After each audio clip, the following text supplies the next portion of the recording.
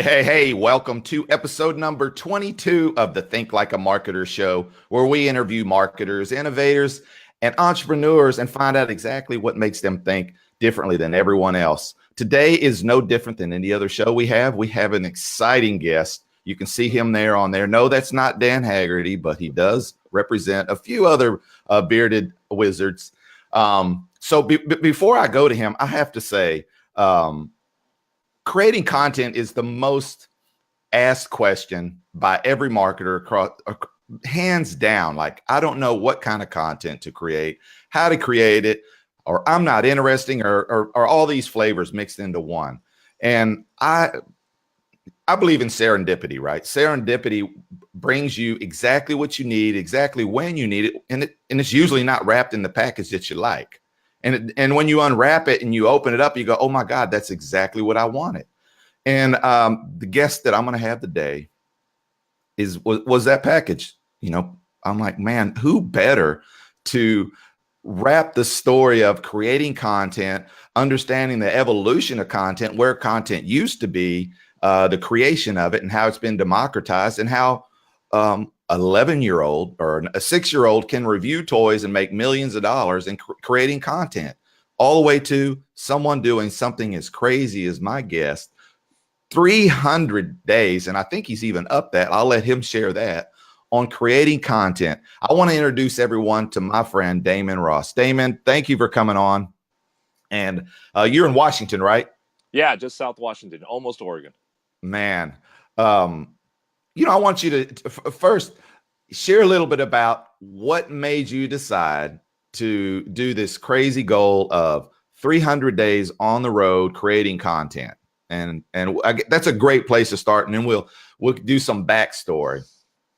Yeah. So June 1st of 2017, me and my best friend, Nikki, we jumped in a 42-foot fifth wheel. We both wanted to move out of California. We didn't know where we wanted to go. To be honest, I mean, I know you're there in Texas. We originally were watching Fixer Upper. Is that what it is? The Waco people. Yeah. And we were like, from California, when you're watching people buy houses for like 50 grand and you're like, wait, what?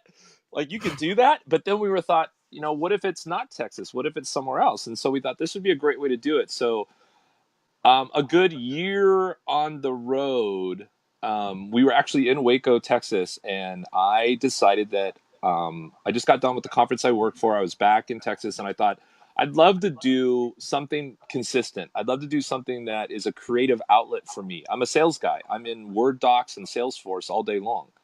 And so, but I've, my past has been like a marketer, basically. So now I'm a sales guy, which this is kind of funny. So people maybe don't know this.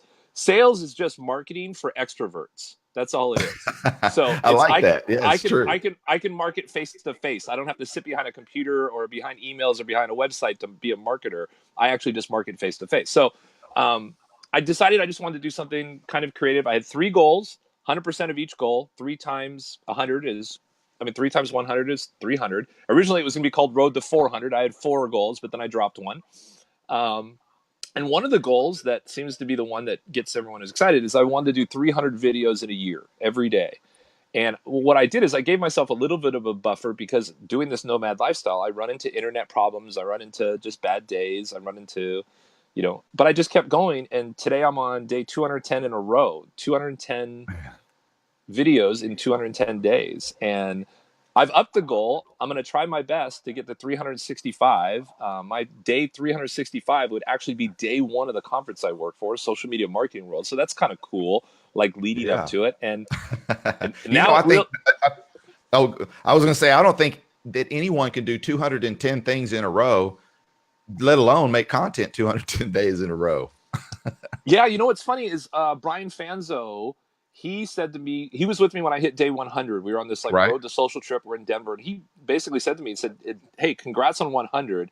There's no way you're going to be able to do 200 in a row. Like, don't set yourself up if it doesn't happen to and I was like, all right. And I forgot that he even said that. I heard him on a podcast where he was talking about me, and he's like, man, I blew it with that guy. I'm like, they're like, what do you think he hit 300 in a row? They're like, he's like, I got no comment. I'll take the 5th on that one this time. But it has become addicting. Yesterday's video, I had to force myself to shoot. I thought it was complete shit. I thought it was just because usually I do these little outtakes. I just wasn't in a good mood. It wasn't funny. And the subject matter being like, you're not trying to get known to become famous. Like, I'm not trying to be known to be famous. I'm just trying to be known in my little small bubble to build relationships. And it really resonated with people. It like caught on fire in the comments. I'm not a likes view guy. I'm a comment DM guy. Like, that's how Yes. I register. If it's really, everyone's talking about putting out content. I really want to put out good content. And so when I start seeing comments and it being shared and then DMs about how like this really inspired me, then I know I've hit something good. Whether it has 40 views or 4,000 views, I give two shits. I seriously just want the engagement, the relationship. That's what rocks. Right, right. I'd have to agree with that. So the topic is how content is evolved, and I mean that's a great lead in. If you look at and you go all the way back to they scribed on walls, paintings, and it carried on through generations, all the way up to the printing press, and then through radio and through television. All of those mediums were one-way conversations. It was like, hey, I'm gonna push it out, Yep. and then you're gonna read it. We fast forward to where it's evolved now. What we're doing, I mean, we have people on now that are asking questions, giving comments, like you said, engaging. It's a two-way conversation now. That's for me is huge when you are a content creator, because there's nothing worse. I remember one of my idols that I love watching was Milton Friedman. And there was a interview that he did with Phil Donahue, and the lady made a comment. She says, all rich people are greedy. And I was like, man, I wanted to just make a comment on that. But Milton Friedman always had a great comment, so he kind of filled the gap.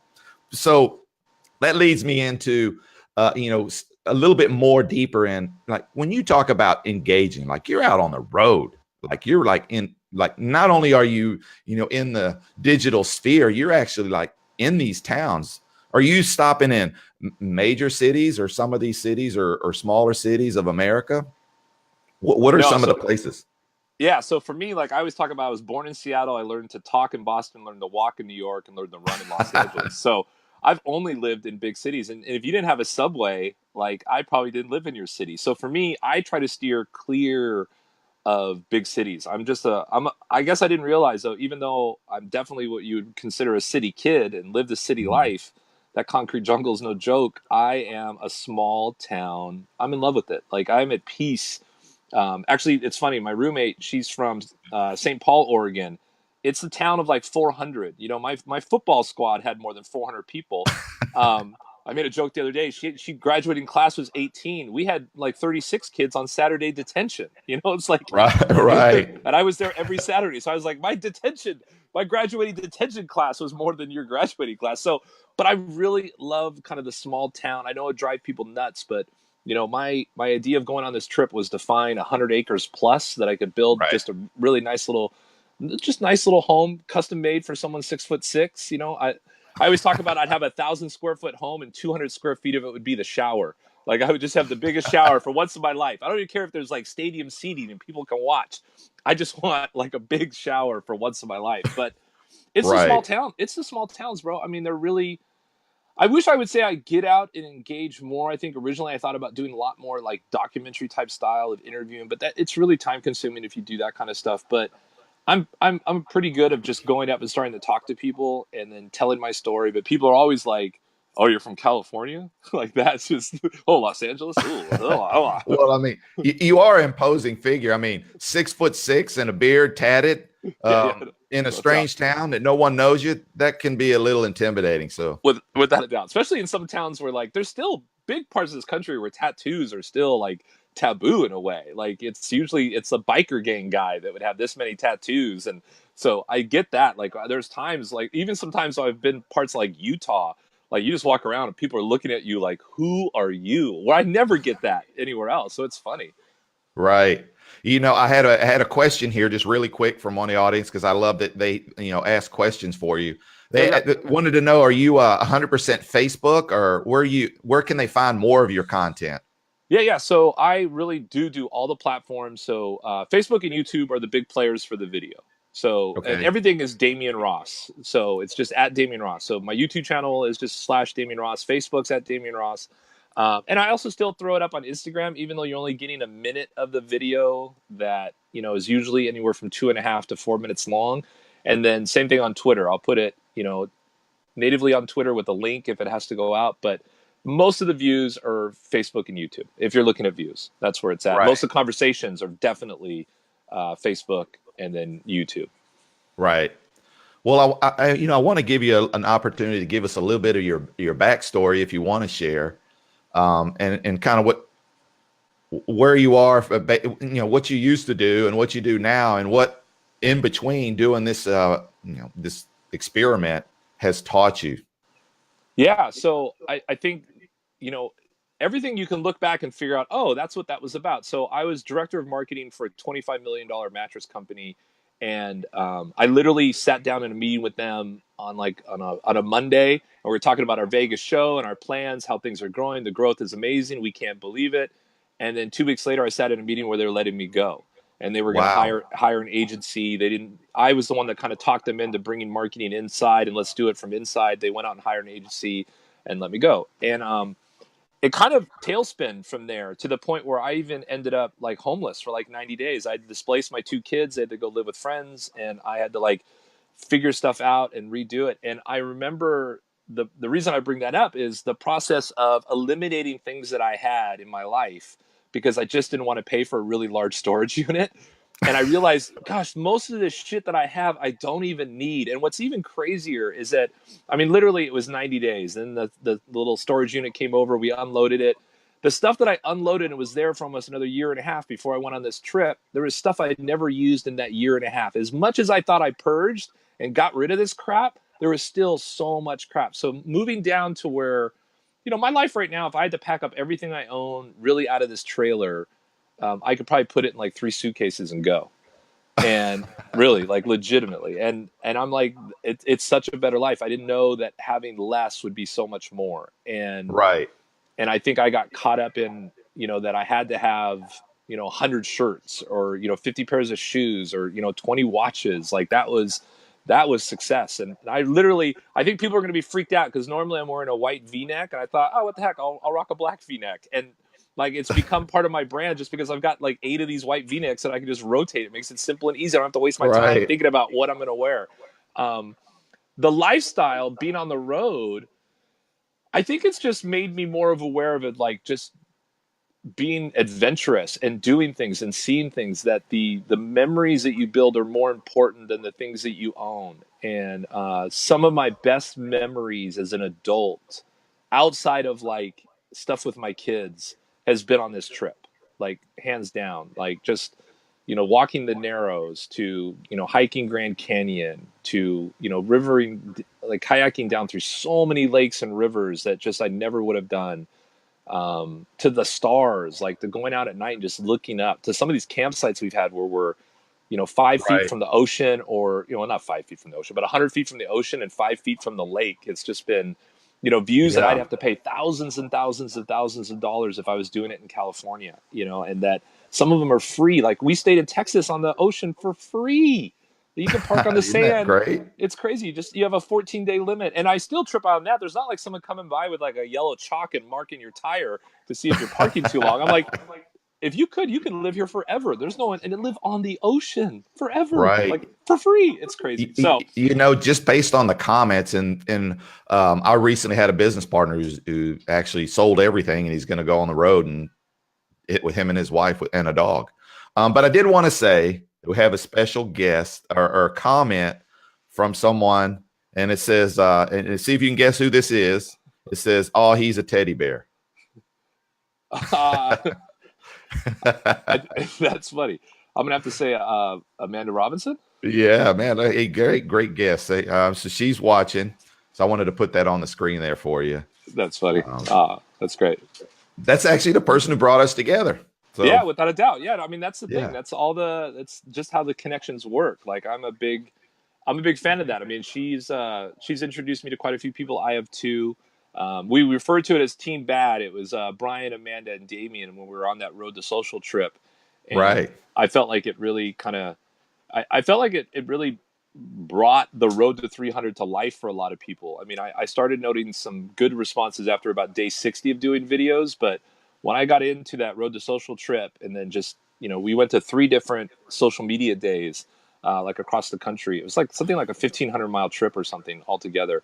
And it really it just catapulted, kind of the exposure of it, Right, right. even to the point where when I got back, I was flying out of Portland at the time. When I got back and I was in the Portland airport, I got recognized because of the video.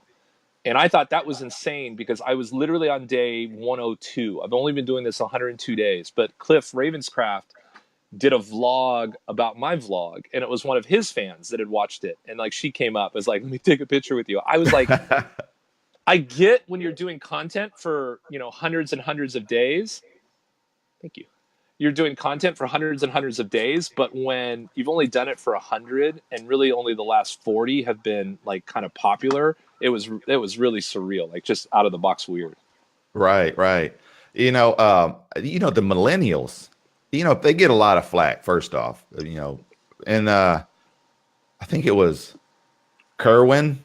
He talked about we don't have a millennial problem. We have a parenting problem. If you think millennials are bad, who parented those kids? Because Yep. that's who they are. But one of the things that millennials, if you actually dig a little deeper, they save more. They don't purchase things they don't need, that wasteful things. They're like, I'll buy something and purchase it if I feel like I'm going to use it. If I'm not, then Right. I'll rent it and then give it back if I only need it for that moment.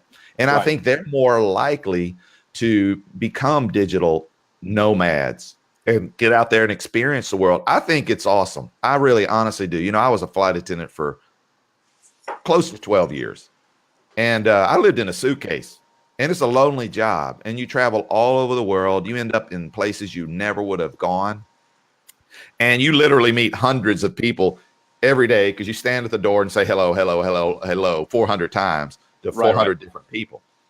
And I learned a lot about people from all over the world. And I found out everybody, no matter if they live in Russia, China, India, Texas, Washington, or California, have the same wants and needs. It's just how they express it, whether it's reactive or emotional or logical. It's those 3 areas where people actually headbutt. Somebody who's highly reactive can't hear the logical person. The logical person's wondering what's wrong with that crazy, irrational person. And then there's the person in the middle, like the person who's like just basing their opinions on emotion. If all of those people get together, they'd really find out that they all want the same things. Right. Right. Right. No, for It's sure. like I crazy. think what I've noticed too is, if you looked at social media, you would think that the country's super divided. I think we say and do things on social media that we never say and do to someone's face. I have been called many things, especially in like groups. Like if I went to like a drone group and I was trying to learn something and I asked a really, let's say, a dumb question, I'll be told you're an idiot, you're stupid, blah blah. I've rarely had that said to my face. Yeah. You're not Right. gonna you're not gonna overhear me in a conversation in a coffee shop and walk up and say, "Bro, you're stupid. That was stupid." I'll Yeah. get up and throw you over the coffee shop. So Yeah. I feel like that's like a funny aspect of social media, that you would think that the country is just like falling apart. Nobody likes each other. Everyone's super divided. When you get out here, that's like, and some of the problems you think that are being pitched as serious problems in our country, you get out and talk to people and hang out, that's not it at all. And I mean, I do get a lot of flack from being from California. I'm technically a South Dakota resident now. My truck plates are South Dakota, so it's helped a little. People will ask me, "Hey, what part of South Dakota are you from?" And I'll say Los Angeles, and they'll be like, "Oh," and then and then we'll talk about it, and I'll explain I'm a nomad, and it's a really great, kind of state to have residency in while you're nomading around. Um, but I think you're right. I think most people. I don't know if you know what. I don't know if I would do this trip without this technology. Yeah. I to be able to stay connected with my 4 kids, that are basically 3 are adults and one is in her senior year of high school, but to be able to message her whenever I want, or, my 19-year-old loves FaceTiming. So we're always jumping on FaceTime and talking, and he wants to show me his German Shepherd, and, just the connecting with my peers and my friends and being able to do shows like this. I think without it, as much as I am an extrovert, I think I'd go a little stir crazy. This has been this technology has been really awesome through this trip. And I don't know if I Right, would do this right. trip. I don't even know how I would do, like, don't even get me started on maps and campgrounds. Like, how did people RV across the country in the 70s, 80s, and 90s? Like, how did they do it? Because even with the technology, it's still hard to figure out if this is like a good campsite. Is it close to the water? Like aerial views, like all that kind of stuff. Like, it's crazy. Like, I just don't, much props to anyone that did it without our technology. Right. You know, they probably back then ended up. You remember the scene in Joe Dirt? Did you watch the show? Yeah, They yeah, left him something. at Yeah, the campground. I think it yeah, was yeah. it the Grand Canyon Mm-hmm. where they left him there? Yep, yep. No, I can see that. I can see that happening too. There's a lot of people that just roll quick, no Right. doubt. So I got a couple questions. Please, I got one from Gary. He says, looking back, is there anything you would have done differently on what you're doing now? with in Or regards to nomading. yes. Yeah, I think we bought too big of a rig. We have a 42 foot, 8 foot wide, 16,000 pound. It's really, really big for two people. I think it's more family size. But as someone that was 6'6" and walked into a kitchen that had almost 9 foot ceilings, and stuff, I was like, wow, this is the perfect fit for me. Right. In the beginning, I felt like we were going too fast. We left. So at the beginning, we left California. We went through Arizona and Utah and went back to California. I had VidCon I had to go to, and I thought that'd be a good little loop just to kind of shake and bake this thing and see if there was any problems and bring it back to the dealer if I had to. And then we headed up north and hung out in Oregon until after 4th of July, and then really went. I mean, I think we did like 15 states in like 15 weeks. We went way too fast. Oh And man. yeah, now Mm. we've been doing, like, I've been in the Oregon, Washington area really since about June, with except for a little trip down to Lake Tahoe. And I feel like Oh man. that's a little bit better of a speed. Like, I mean, you Yeah. can't crank out all 48 states. It takes a long time, but the slower pace, the longer stays, it's just been better. I mean, Right. it's more affordable too. You're not burning gas. You're not, Right. when you do shorter stays at campgrounds, it's more expensive. I mean, honestly, the campground we're at right now, the 2 week price is almost about the same as the 1 month price. Oh wow. Yeah, that's really, but the daily price, like, you can stay here 3 days for the same price as a week. You can stay here for a week for the same price as 2 weeks, and 2 weeks for the price of a month. It just depends. That's the weird Hmm. part of this process. So if you can really do month stays, it becomes pretty affordable. I mean, it's very affordable if you live in Los Angeles and you go to this lifestyle. But True if statement. but if you're living in a small town and you start doing this, it could either be comparable or it could be a little bit more. But for me, especially with a roommate that I'm sharing 50% of the cost with, it just dropped my overhead down like crazy.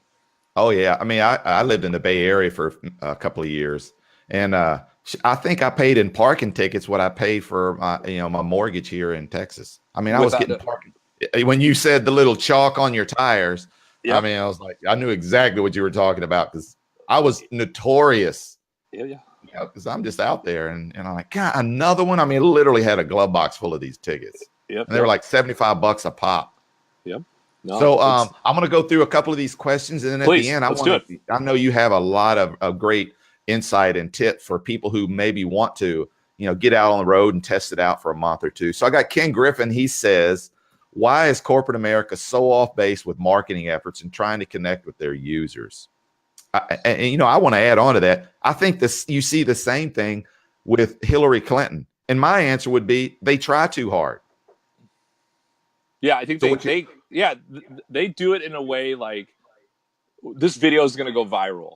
This video is going yes. to touch people's hearts. This video is going to let people know who we are.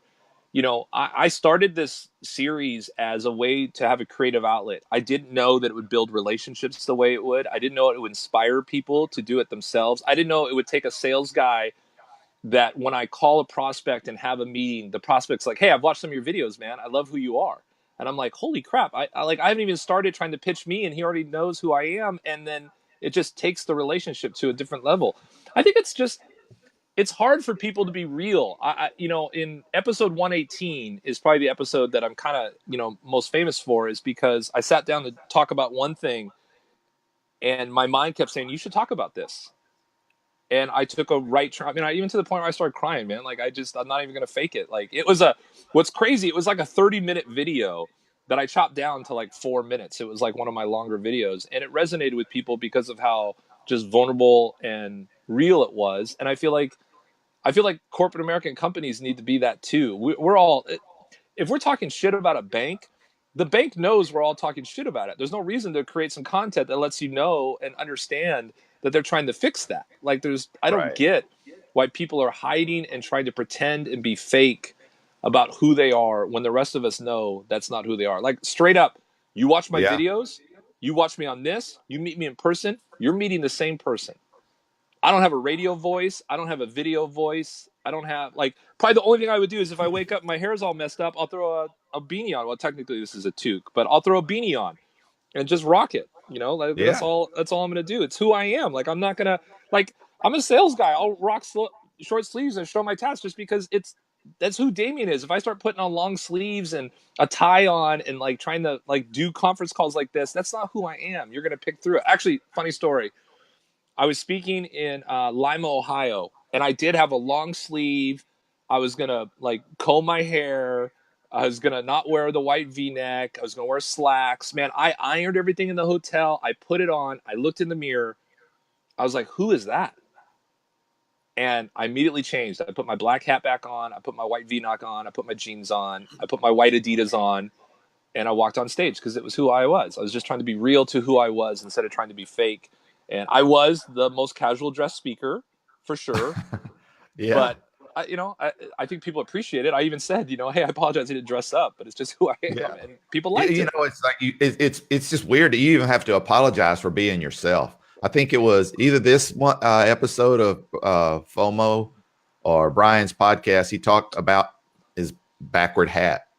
Yep. Like people actually ask him, can you wear the backwards hat now? And it's like who you are. I'm like people, when you're a kid. So I have a daughter. She's super creative, and I don't want to beat that creativity out of her. I want to, help it flourish. I think as we get older, companies and parents unknowingly and the educational system hands down beats creativity out of you because they want to create an automaton, like Yep. someone that they can control. Um, uh, Creativity is something that we all, I think everyone has a creative side to them. Everyone. I don't care how technical or how uncreative you think you are. I think the creativity comes out when you feel comfortable being yourself. Yep. And for a lot of us, that's hard because you have to be willing to be vulnerable. You have to be willing to that people are not going to like you. And for many people, that's a hard pill to swallow because it goes back to our Neanderthal brain that if you were kicked out of the group, that was a death sentence, basically. Like No, without a you doubt. needed to have the community to make sure that you were safe. And if they ostracized you, that was pretty much a death sentence. So I think it's just hardwired inside of us that Well, point. you know why? It's because they tried to teach us something that's a lie. The truth is, it's never business. It's always personal. Man, you could not have said a better thing. I Even might I be, think that might be today's road, brother, right there. Like that might be day 211. Is that it's cool. always business. I mean, it's never business. It's always personal. Whether people want to do business with you, whether people fire you, well, people decide they don't want to have, a relationship with you. It's never business. It's always personal, and that's the thing that I think that's funny is, creating this content. I wish I could say to you, I started it to build relationships. I started it to help with sales because then I'd sound really smart. It's not why I started it. And maybe that's why it's successful is that I didn't put a monetization type goal to it, where I just said, this is my creative outlet. This is going to be my joy project. This is going to give me, a feeling of accomplishment. And I'll be honest, man, I don't think I have anything in my life that I do daily. Well, besides like maybe coffee and comb my beard. Besides, I don't even comb my beard every day. That was a lie. So coffee. Coffee is probably the only thing I do daily. And Amen to that, brother. Right here. yeah, there you go. And I light mine up like yours, man. Like, look, big tough guys, we can put a lot of cream in our coffee. Leave us alone. Just because you drink black coffee just means you have bad taste buds. So Exactly. for me, I feel like it's shown me a lot of discipline in my life that I you would hear people talk about, man, once you work out every day for 30 days, you get addicted. I'd be like, asshole, you don't get addicted to working out. You probably do. I just have never done 30 days in a row of it. But once I was on Right. day 30, 35 of this series, I was 100% addicted. I don't want to let people down. I want to keep it going. And that's the part of it that I think a lot of people don't realize, that They look at the long macro. And if you just look at the mini micros and the sense of accomplishment you're going to have and how it carries over into other days and other things in your life, I mean, like, get doing it, get creating the content regularly, because it really does help you in so many other ways. Why? Well, I mean, that's great because I have a question here. It says, how much have you grown since you started your journey? And what one thing have you learned about yourself that you didn't know? Yeah. So for me, if you would have talked to me 5 years ago and asked me what my dreams were in regards to homes, cars, all that kind of stuff, I've learned, again, like I talked about, that, man, give me a little cabin by the lake with a lot of land, give me an old Jeep, and I'll be a happy camper. Give me the best technology I can to create content. Let me set up an office that really works well, that like a cat can't chew on one of my power cords and destroy it, kind of a thing. Like, give me that life and I'll be doing really well. I think I've also learned that a lot of my friendships were superficial. Wow. That the same people that I thought, the reason we weren't hanging out is, because we were busy or whatever. I'm learning that just we weren't hanging out because we just weren't really friends. And I think I've learned to, same with family, to be honest with you. You kind of learn that, your bond is just it's not the bond you think it is. It's no different than like being at a job or a church or a school, and you leave the job, church, school, and now they're no longer friends. They were just basically your co-students, your co-workers, people that you went to church with. And it's like Right. when you get out and you're about, you find out that strangers are amazing people. Like that, there's never been a time where I couldn't go over to someone else at another campsite and be like, hey, do you happen to have this, and help me? They'll not only they'll have it, but they'll help you. Not a lot of times in neighbors. I've gotten to know my RV neighbors faster and quicker and better than I did in some of the homes that I lived for 10 years. Shame on me for that, though. So, I mean, I take responsibility for Right. that. But it is, like when you're walking around and people are saying hello and hi, you're just like, what the hell's going on? The video journey, I think what I learned was, and I think this would be a good segue. So for me, I'm a planner. I've owned my own businesses. I've started my own businesses. I've done marketing for other companies, and I would sit down and strategize a huge plan. And what I noticed was I'm also a delegator. And so right now I'm just by myself. So when you're a delegator and you're by yourself, you become a procrastinator. That's what happens.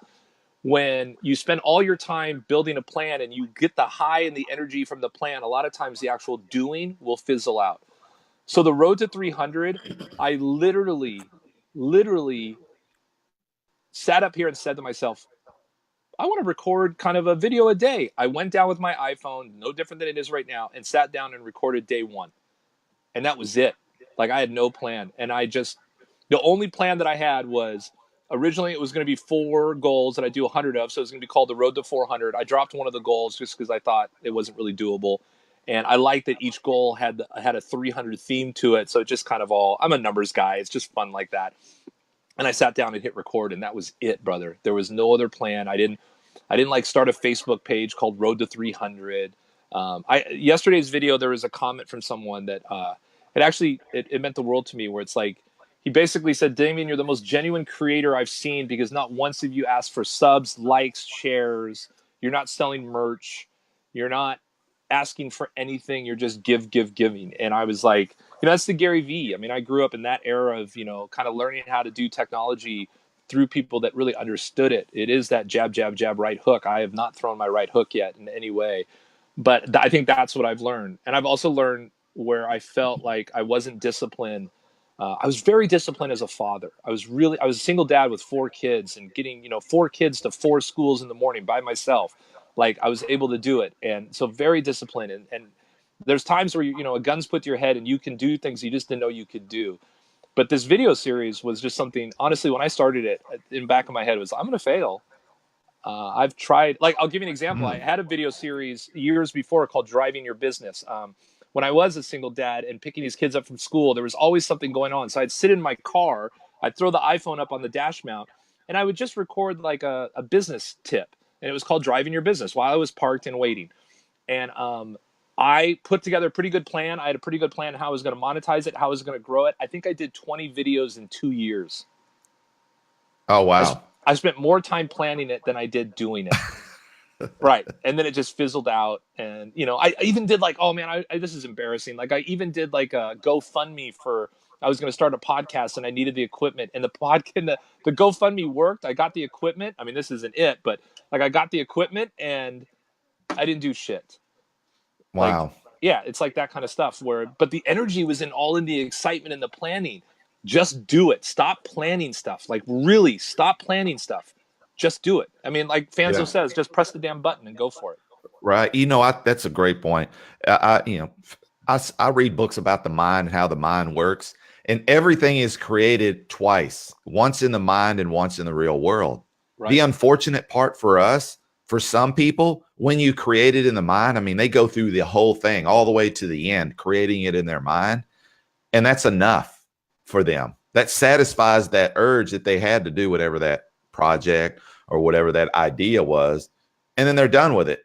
And people like you and I are like, well, I got to go I actually have to make it real to get the satisfaction of it being something real. Like, being a creator, that's what it is. I mean, my dad and my grandfather, my great grandfather, they work with their hands. They can pretty much build or create anything. Right. And they look at me and I was like, I could do that, but I prefer building like businesses and these other things, but it's the same thing. You have to imagine what it would look like, put it on paper, and then make it real, just like when you build a home. Yep. So it's funny. I'm not really in contact with my dad anymore. I was, a roughneck kid, and it just whatever. But I did not too long ago. I texted him, probably in 2013. I texted him and said, "Have you ever had a great idea and didn't do anything with it?" And he responded saying, "There's no such thing as a great idea that you don't do something with." And it's always stuck with me, like where it's like that's so true. Like if you haven't done anything with it, it's not even really an idea. Like you can't sit around and tell people, I had the idea for Uber, I had the idea for Airbnb, I had the idea for Snapchat. You can't do that. You got to, if you're doing that, shut up. Or if you're saying, I've got the next idea, it's Uber meets Airbnb, shut up. Like it's already been invented. Like you're just create. There's something deep in you that's really good, and for some reason you're so scared. The fear is stopping you. Because I'll be honest, if you want to know your idea is a good idea, pitch it to me, and if I think it's stupid, go with it. Because I thought Uber was stupid as hell. Right. Especially being an LA kid where people are getting carjacked. I'm like, oh, so you're making it easy to get carjacked? Like I can say, ooh, I want to get a Mercedes. Well, I mean, yeah. I mean, even Gary said when Travis came to him early on, as forward thinking as he is, he thought it was a great, a bad idea. And had he given him that $25,000, I think it would have turned into like 200 million. Something like that. And I love that Gary's open and honest and talks about, and remember, what you're saying is so important. This was a friend that he believed in and knew was wicked smart. But his concern was he thought his friend was going to bounce after like a series of funding and was like, I think the idea is just with you. And when you leave, but he still thought the idea was really stupid and then he was like, oh, like the Airbnb. Oh, what was the other one I was talking about? Oh, Zappos. When I heard about Zappos, maybe I just don't know women Tony the way Shea. I thought. I didn't think I knew women the way I knew women. I thought the experience was actually going out and shopping and trying the shoes on. I didn't think having shoes delivered to your house and trying them on and then shipping them back would be fun for anyone. But they absolutely, Zappos has killed it. So if you have an idea and you want to know it's successful, message me. I will sign a do not compete or whatever, and I will tell you if it's a shitty idea, invest all your money into it because it's going to be a winner. Or if you're a songwriter, real quick, if you're a songwriter and you have a really good song, send it to me. If I don't like it, I guarantee it's going to be a top 10 hit. So I'm here for you. Yeah. It's funny. Every year I make a list of companies that I think just strictly based on what their marketing plan is. And they're all publicly traded companies. So I go and I read their quarterly reports, and inside of their quarterly reports, there is a part where they talk about where they see the future and they talk about marketing. Based strictly on that, I say, these are the businesses that I think are going to go out of business in the next year or two. And 3 years ago, I wrote down Sears, Toys R Us, J.C. Penney's, Hooters. I said AT&T will have a problem. I didn't say they would go out of business, but I said they will have a problem. And what was the other one? It's a local restaurant, but Tillman Fertitta bought them. It was the Brick House, and they did go bankrupt. So far, I think it was like 5 of those have already, Sears recently went bankrupt. And I think it goes all the way back to what when you were asked the question about corporate America. It was that they have no identity. Sears, I mean, how could Sears, I mean, of all companies, like they sold houses. Like literally you could go and open a catalog and order a house. Yep. How do they lose their way? And It's because they had no identity for the new age of buyers. I mean, I thought Sears, when they bought Kmart, should have gotten rid of the Kmart brand because Walmart was cheapest and Target was quality. There was no room. It's like when you're stuck in the middle, let me tell you, because I'm from Texas, the true cowboy in a pickup truck. You know who it is? Who's that? It's the one in the middle, because he doesn't have to drive and he doesn't have to get out and open the gate. That's probably the only time you really actually want to be in the middle, right? Right. I was like, just real quick, a pickup joke. I remember a guy in the back of a pickup truck. I was with a girl, and he's like trying to look at the girl I'm with, and I'm like, bro, you can't pick up my girl when you're not even important enough to ride in the front, bro. So like, you got to up your game a lot. You can't be you're not even good enough to sit in the front of the truck. There's a middle seat, and they'd still rather have you in the back. So that is hilarious. Yeah. So that's a true story. So when it comes to Sears, so when you came through Texas, did you happen to run across this humongous gas station called Buc-ee's? It's actually a convenience store. No, I did not. Okay. It's the largest convenience store in the world. I mean, literally the size of Kmart. Or, I mean, the size of a Walmart. Oh, you know what? 68,000 square feet. I think we did, but we actually made it like an actual trip because I don't think they had where we could bring the rig. It wasn't like big enough for the rig, but yeah, I think we did. I think I do remember. Yeah. I think it was everything's bigger in Texas. They'll even make convenience stores ridiculously big for the nostalgia value of visiting. Yeah. Right. Well, I think they started like in Ohio or somewhere else other than Texas. But one of the things is they really understood that they didn't want to just be a brand. I mean, how do you turn a character like a Chevron or a Shell into an actual thing that people could attach themselves to? And that's why you see like Geico creating the Gecko, and they created a Buc-ee's, a something that people could relate to.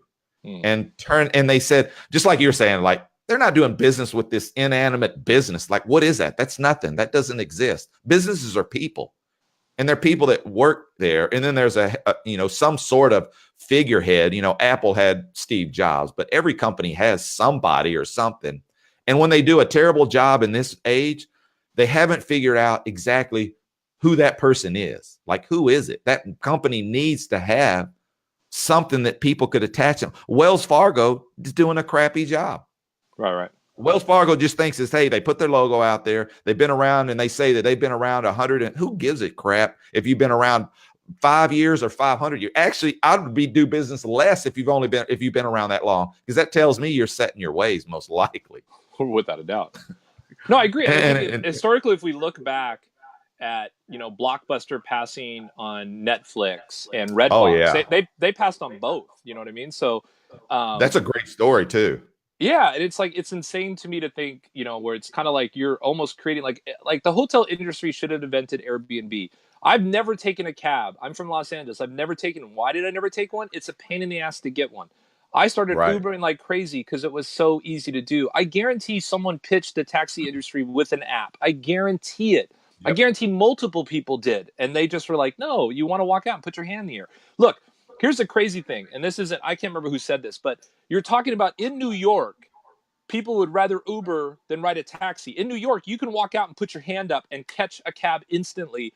An Uber, you have to sit there and wait as they go around the one-ways to get to you. So you're actually paying to wait in New York. So people talk about its time and convenience. That's why these things have been so successful. Bullshit. It's just the convenience. It's not even the time. So in Los Angeles, when you live in the suburbs, let's say just outside of Los Angeles, you can't walk outside your house and put your hand up. You can't. Yeah.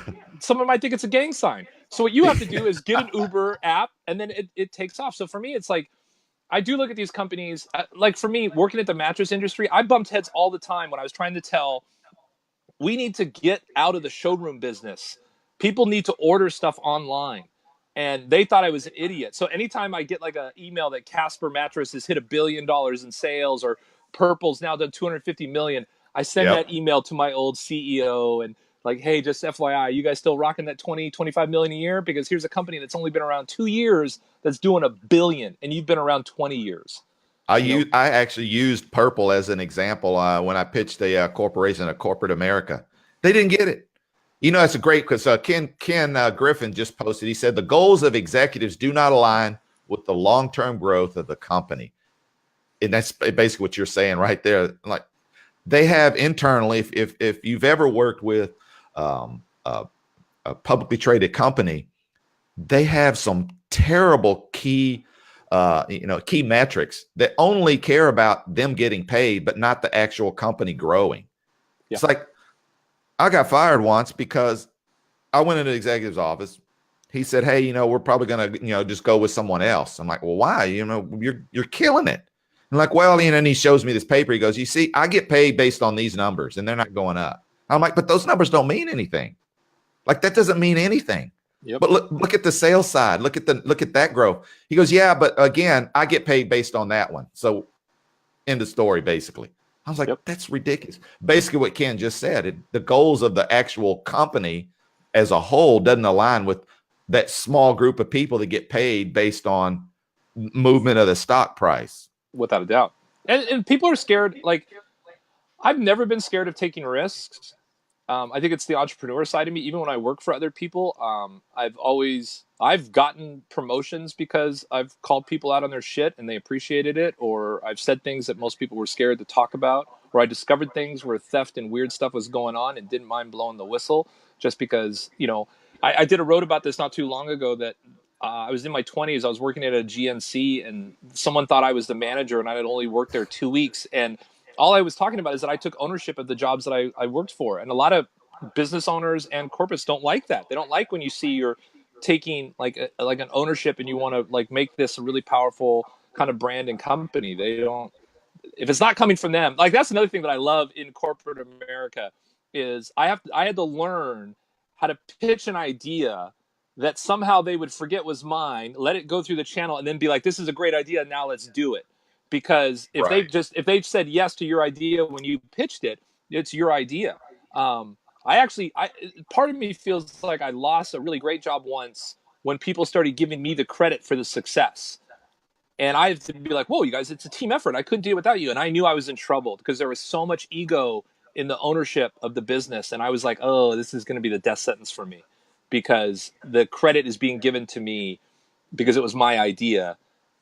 But it wasn't my idea implementing it throughout the company. Like that was, and I knew it. And I was like, yep, here it comes. And it's just because it's an ego play still, which is terrible. Actually, funny little story too, just so you can, if you're in corporate America and you're listening, I was pitching someone about the event. I sell the expo space at Social Media Marketing World. That's my full-time job. So I was pitching someone about having like a booth space.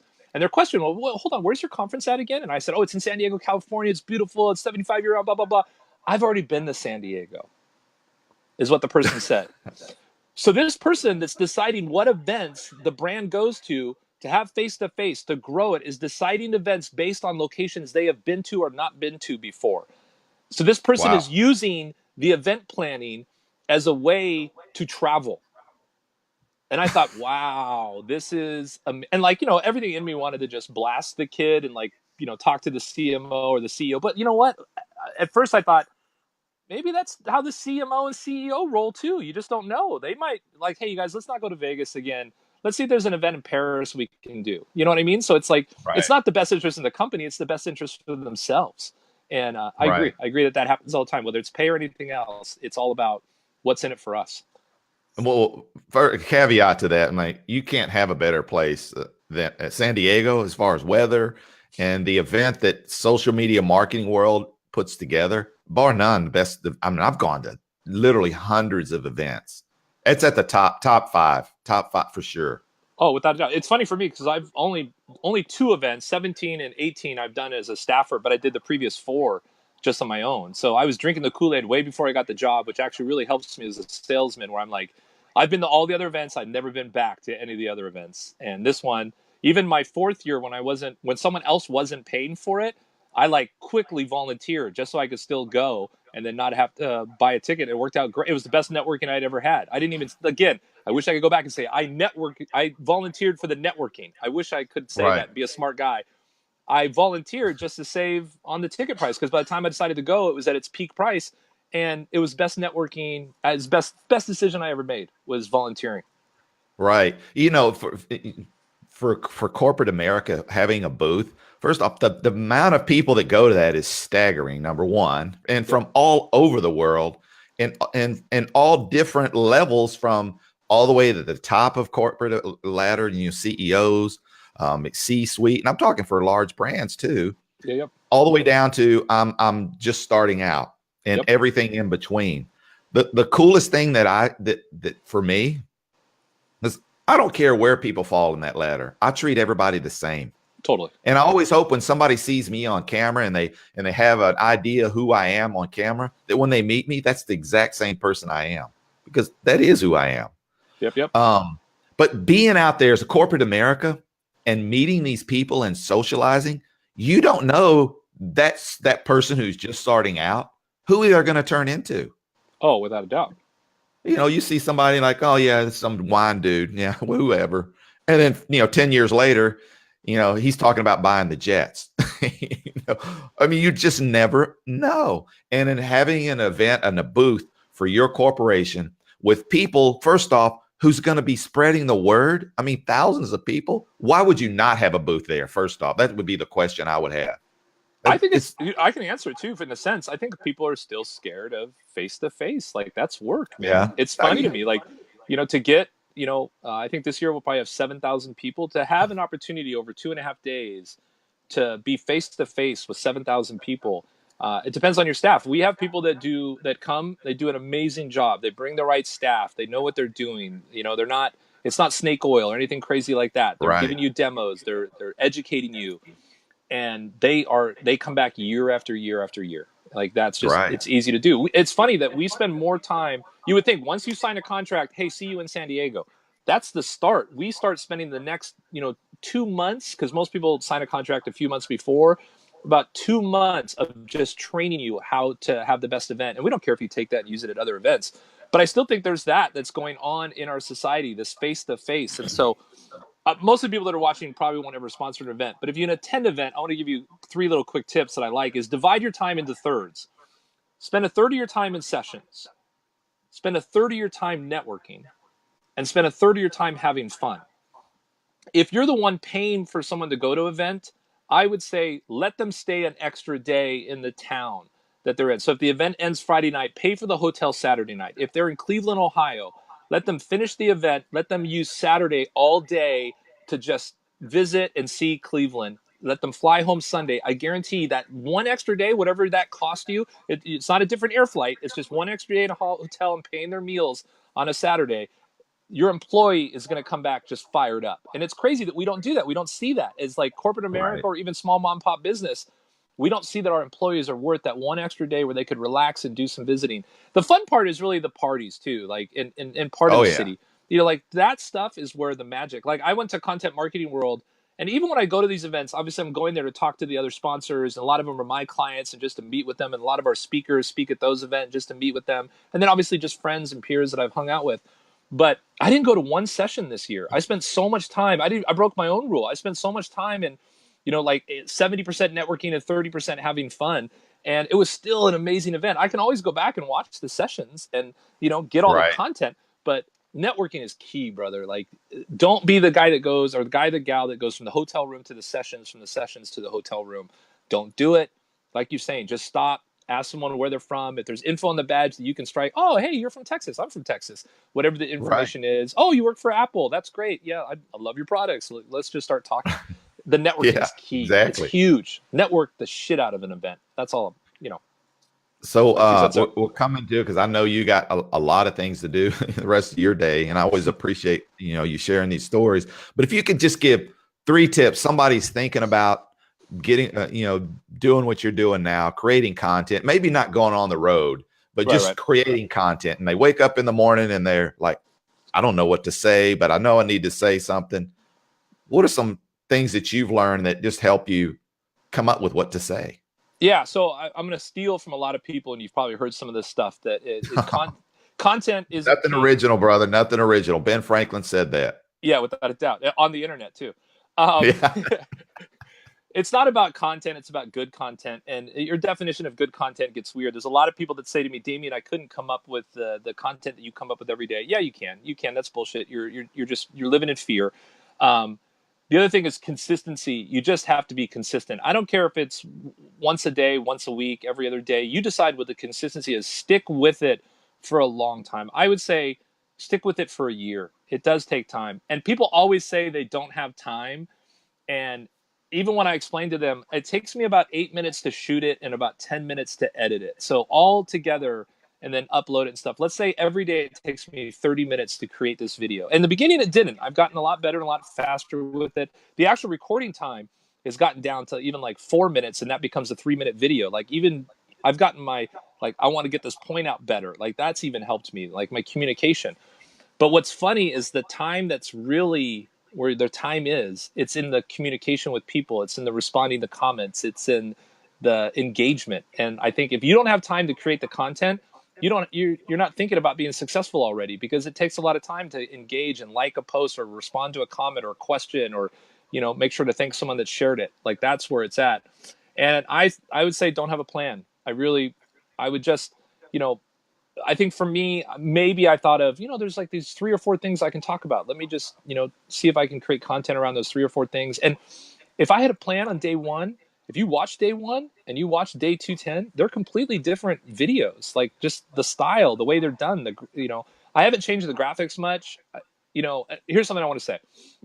2, the definition of insanity is performing the same behaviors and expecting change. The other definition of insanity is changing everything so fast and expecting different results. You have to give stuff time. Like you do. Right. Like just give it time. I really don't think I started feeling like this is going to work out really well until like day 60 in a row. And I was really like, someone compared me, like someone that I actually respect and I like the content they're putting out, compared me to Casey Neistat and Peter McKinnon. Those Oh, guys, wow. right? Those guys are amazing, like Yeah. phenomenal, top shelf. And I was like, I love you, bro, but you're so off base by comparing me to them. But even that was probably a rude comment back. Like I should have just taken the comment and been like okay with it. But so yeah, like don't worry about like the content. It'll get good over time. Just be consistent. And if you're saying yourself you don't have time, then it's BS. You do have time, but you're not even really thinking you're going to be successful, because the success comes from the actual engagement. So, but I challenge you. Right now there's a lot of things that are doing the 30 days. There's 30-day October. I think there's 30-day March. If you can figure out a goal and just stick with it and be consistent, I guarantee you it's going to change you 100%. Like just do it. Do it for the change. Right. Don't even do it for the monetization. Don't even do it for the success of the brand. Just do it to change you. Like just go into it for that. Man, I think that's great advice, man. Like I said in the beginning, things come to you. They may not look like the package. They come wrapped in an ugly package sometimes, and sometimes they come wrapped in a beautiful package. And you open up the ugly package, and it's exactly what you wanted. And then you open up the beautiful package, and it's not what you wanted at all. Right. And and I look back, and I believe in serendipity. I look back at how I met Amanda. I was networking at Social Media Marketing World, met Pete and Andrew and Roberto Blake and Alex Kahn, and I go down the line, right? These people. And fast forward, Amanda says, "Hey, I'm coming through Texas. Can I stop by?" I'm like, "Of course." She stops by, introduces me to you. I was like, "Man, we hit it off." I said, "Can you come on the show?" And hopefully that your trip takes you back to Houston, and you get to stop back into my home, and it's open to you anytime, whether I'm here or not. And I'm going to enjoy meeting you in person, sitting down and learning a little bit more about each other. And of course, Social Media Marketing World, having fun at that event too, man. I always say the price of anything is the amount of life you're willing to give up for it. And you gave up almost an hour of your time for not just me, but everybody else. And that's the most valuable thing that anybody can give anyone. I sincerely appreciate you giving me an hour of your time. And I'm sure, sir, and based on these comments that I have over here, I didn't go through them. You can, if you'd like, go through and comment. I'm certain you probably will, knowing your personality. You can go in. I will for sure. So if in closing, if people wanted to follow your journey, which one place would you recommend that they follow it? I mean, Facebook or YouTube, either one. You can friend request me. The only thing I ask for with friend requests is just, send a message. Say, hey, I saw you on Randall's show. Would love to connect. So at least I understand where it's coming from, because everyone understands there's so much just weird stuff going on with spam and connectors, especially when there's not mutual friends. It's weird. YouTube's really good, but everything is at Demian Ross. Even though it's spelled weird, it's pronounced Demian. It's DemianRoss, Sam, and everything. Instagram, Twitter, Facebook, YouTube. Thank God my parents spelled my name weird, because it was so easy getting all those handles. If I was Demian like the normal spelling, it's probably all taken. But it's the one time I've been excited that my name is spelled so funky, So, but it's worked out well on social. When I was typing up the description, I had to go check it 3 times. I'm like, first off, I'm just terrible at spelling anything. But I was like, you can't get a guest's name wrong. Right. It's like right there. And I'm like, okay, yeah, that's it. That's how you spelled it. I checked your Instagram, your Facebook, and all of them. Okay, yeah, that's how he spells it. Yeah, I'll connect anywhere. I like the relationship, so I'll connect anywhere. Just awesome, man.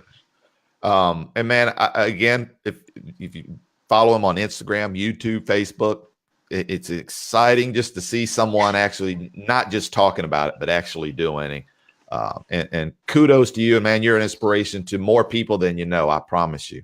I appreciate it. And for all of those who have watched the show, whether you're watching it live now or on the replay, always a big thanks. Any comments you do, I for sure will go through. I know Damon will. And if you have any questions, you're watching it on the replay, just pop it in there. I will respond. And if he's on there, I'm certain that he will. And next week we have an exciting guest who's going to be talking about Google AdWords, YouTube, and SEO. So nice. We're looking forward to that show. And Damon, have a wonderful trip. I look forward to hosting you if you make it down to Texas in a couple of weeks. And just real quick too, I'm from Los Angeles. I don't care if someone's home or not. I'm always going to visit them. That's I want to close out with this comment because it was so poignant. Well, when we were FaceTiming and Amanda was doing her work on the table and I was about to head out, and I said, hey, the house is yours. I was going over to my grandmother's. I was staying at her house. I said, hey, you stay at my home, and it's your home. And I had my backpack with me, and I said, look, I don't care if someone broke in my house right now and stole everything out of this house, because the most important things that I have are in my backpack already. And what did you say? I said 2 of the most important things that I have in my life are in your house, bro. Be careful. And that was Amanda and Small Dog, which is her dog. Right. I mean, she melted right there. Man, that's goofy. You have a great day, and we'll connect later. All right, buddy. Take care. All right, bud. Take care.